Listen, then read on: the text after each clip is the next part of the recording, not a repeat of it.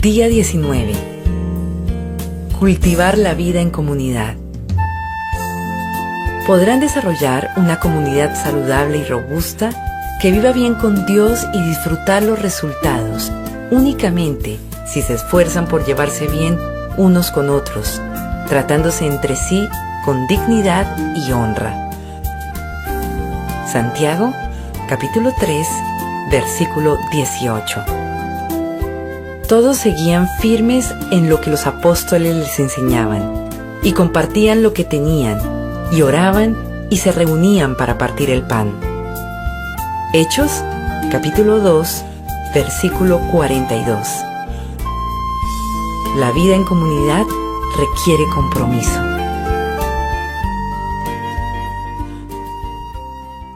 La vida en comunidad requiere compromiso.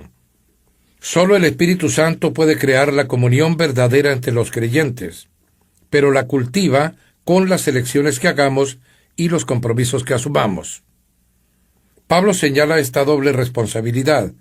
Esfuércense por mantener la unidad del Espíritu mediante el vínculo de la paz.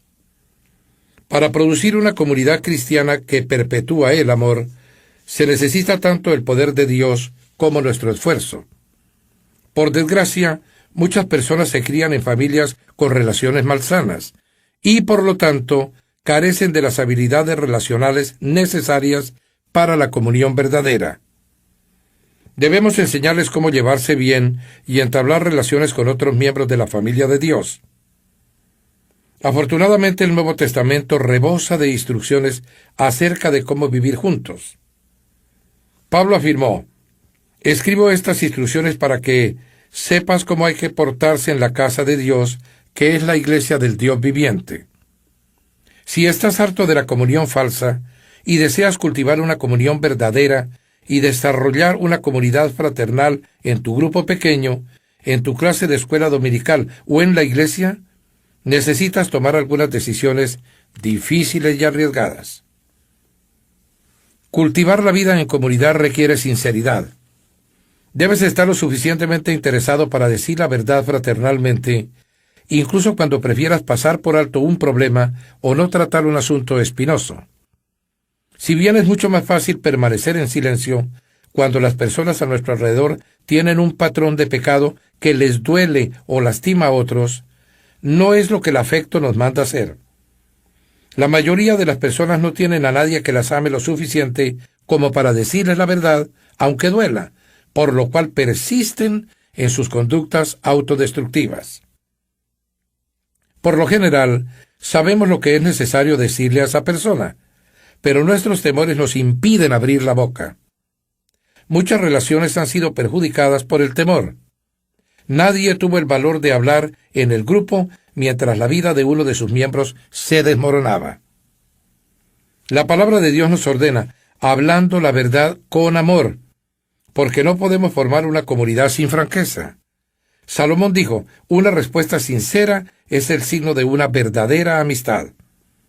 A veces esto implica preocuparnos lo suficiente por quien peca o está siendo tentado para enfrentarlo afablemente. Pablo dijo, hermanos, si ven que alguien ha caído en algún pecado, ustedes que son espirituales deben ayudarlo a corregirse, pero háganlo amablemente y que cada cual tenga mucho cuidado, no suceda que él también sea puesto a prueba.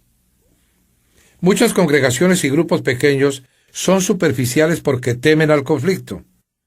Siempre que surja un asunto que pueda provocar tensión o incomodidad, inmediatamente se lo pasa por alto para preservar un falso sentido de paz. Alguien sugiere no complicar las cosas, apaciguar los ánimos, pero el asunto nunca se resuelve y todos se resignan. Todos saben cuál es el problema, pero nadie lo expresa francamente. Esto produce un ambiente viciado. Hay secretos y se multiplican los chismes. La solución de Pablo era directa. No más mentiras, no más falsas impresiones. Díganle a su prójimo la verdad. En el cuerpo de Cristo todos estamos conectados entre sí a fin de cuentas. Cuando mientan a otros, se mienten a ustedes mismos. La comunión verdadera depende de la franqueza, ya se trate de un matrimonio, una amistad o tu iglesia. Aún más, en una relación El túnel de los conflictos puede ser la puerta a la intimidad. Hasta que no nos importe lo suficientemente como para enfrentar y solucionar los obstáculos subyacentes, nunca podremos tener una relación más estrecha. Cuando un conflicto es bien manejado y se encaran y solucionan las diferencias, se estrechan las relaciones. La Biblia dice, a fin de cuentas, más se aprecia al que reprende que al que adula. La franqueza no debe ser una licencia para decir lo que a mí se me antoja, donde quiera y cuando quiera. Eso es impertinencia. La Escritura afirma que para todo hay un cuándo y un cómo. Las palabras irreflexivas dejan cicatrices profundas. Dios nos manda a hablarnos unos a otros en la iglesia como miembros afables de una familia.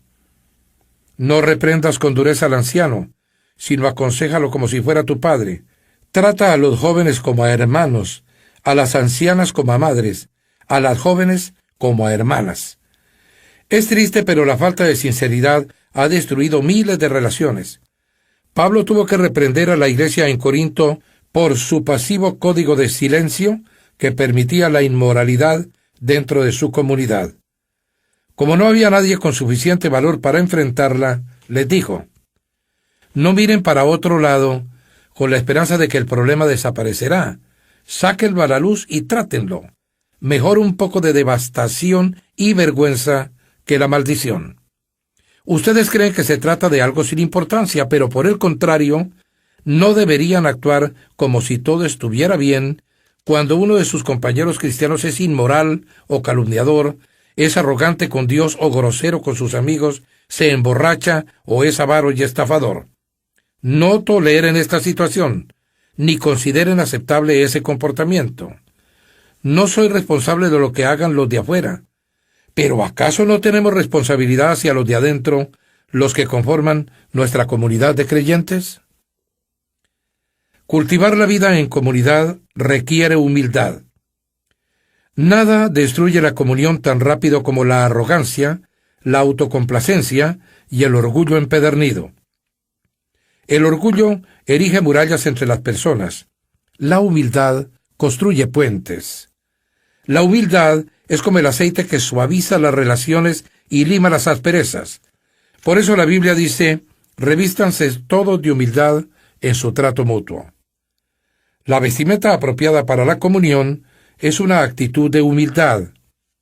El resto del versículo continúa, Dios se opone a los orgullosos, pero da gracia a los humildes. Este es otro motivo por el que debemos ser humildes. El orgullo bloquea la gracia de Dios en nuestra vida, la que necesitamos para crecer, cambiar, sanar y ayudar a los demás. Recibimos la gracia de Dios cuando reconocemos con humildad que la necesitamos. La Biblia nos dice que ser orgullosos es oponernos a Dios. Es una manera de vivir necia y peligrosa.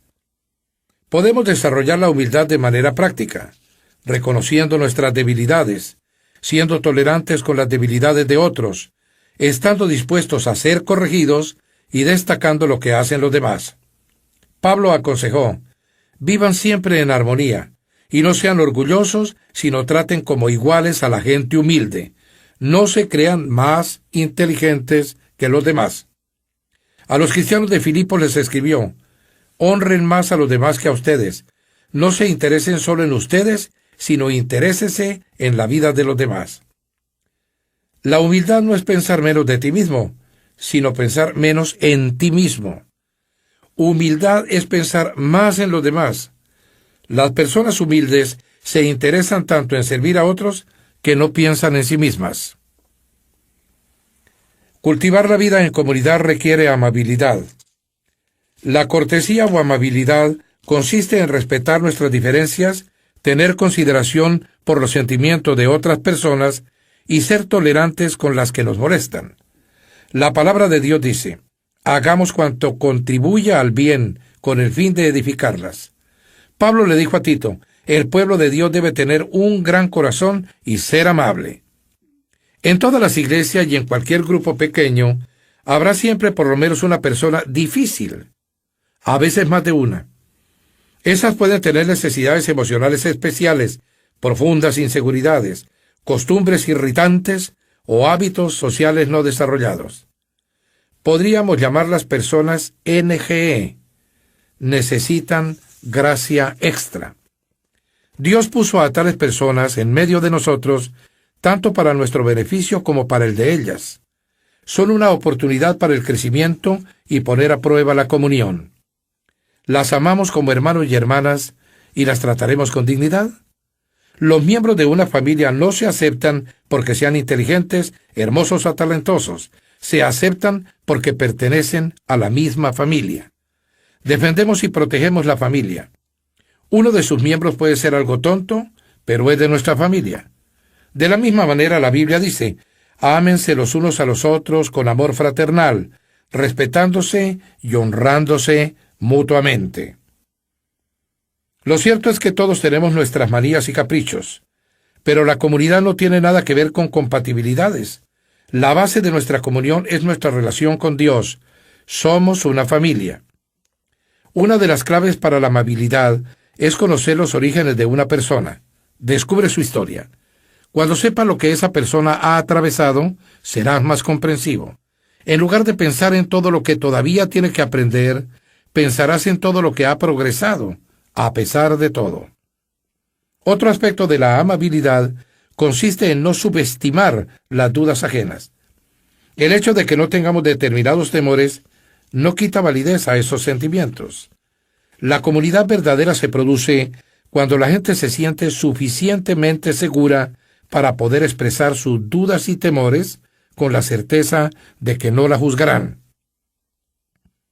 Cultivar la vida en comunidad requiere confidencialidad. Para que las personas sean sinceras y expresen sus más profundas penas, necesidades y errores, se requiere una condición: una atmósfera segura que las haga sentirse cálidamente aceptadas y donde puedan desahogarse con confianza. La confidencialidad no implica permanecer en silencio si nuestro hermano o hermana peca. Significa que lo que se expresa dentro del grupo no sale afuera de él, que el grupo tratará el asunto internamente y nadie saldrá a contar chismes. Dios odia los chismes, sobre todo cuando se los disfraza superficialmente como pedidos de oración por una persona. Él afirma: el perverso provoca contiendas y el chismoso divide a los buenos amigos. Los chismes provocan sufrimiento y divisiones y destruyen la comunión. Dios es muy claro al respecto. Debemos enfrentar al que cause divisiones. Estas personas pueden enojarse y abandonar el grupo o la iglesia cuando se las amonesta por sus acciones decisivas. Pero el compañerismo de la iglesia es más importante que cualquier individualidad. Cultivar la vida en comunidad requiere contacto frecuente. Debes tener contacto frecuente y regular con tu grupo para construir una comunión genuina. Para cultivar una relación se requiere tiempo. La Biblia nos dice: no dejemos de congregarnos como acostumbran hacerlo algunos, sino animémonos unos a otros. Debemos desarrollar el hábito de reunirnos. Un hábito es algo que hacemos con frecuencia y regularidad, no ocasionalmente. Debemos pasar tiempo juntos, mucho tiempo, para construir relaciones sólidas. Por eso, la comunión es tan superficial en muchas iglesias, justamente porque no pasamos suficiente tiempo juntos. Y cuando nos reunimos, por lo general pasamos ese tiempo escuchando hablar a una sola persona. La comunidad no se construye sobre la conveniencia. Nos reuniremos cuando nos parezca, sino que se apoya en la convicción de que la comunidad es necesaria para la salud espiritual. Si deseas cultivar una comunión verdadera, eso implicará reunirte incluso cuando no tengas ganas, porque estás convencido de que es importante. Los primeros cristianos se reunían todos los días. No dejaban de reunirse en el templo ni un solo día.